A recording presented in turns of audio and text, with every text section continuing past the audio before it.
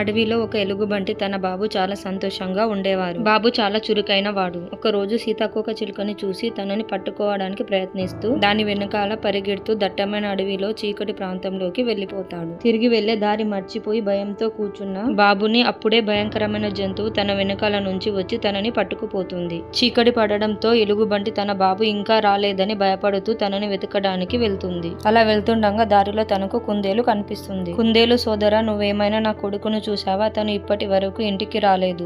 ఎక్కడున్నాడో నా కొడుకు అని వెతుకుతున్నా. లేదు, నేను చూడలేదు అని చెప్పి కుందేలు వెళ్లిపోతుంది. అక్కడి నుంచి కొద్ది దూరం పోయేసరికి అక్కడ జింక కనిపిస్తుంది. సోదరా, నువ్వేమైనా నా కొడుకుని చూసావా? చాలా సేపటి నుంచి కనిపించడం లేదు. నాకు చాలా భయంగా ఉంది. నేను చూడలేదు, కానీ ఆ దేవుని ప్రార్థిస్తాను నీ కొడుకు నీకు దక్కాలని. ఎలుగుబంటి కూర్చొని తన బాబు కోసం ఏడుస్తుంది అంటూ జింక కూడా అక్కడి నుంచి వెళ్లిపోతుంది. అయినా తన ధైర్యాన్ని కోల్పోకుండా తన బాబు ఎక్కడున్నాడని వెతుకుతూ ముందుకు వెళ్తుంది.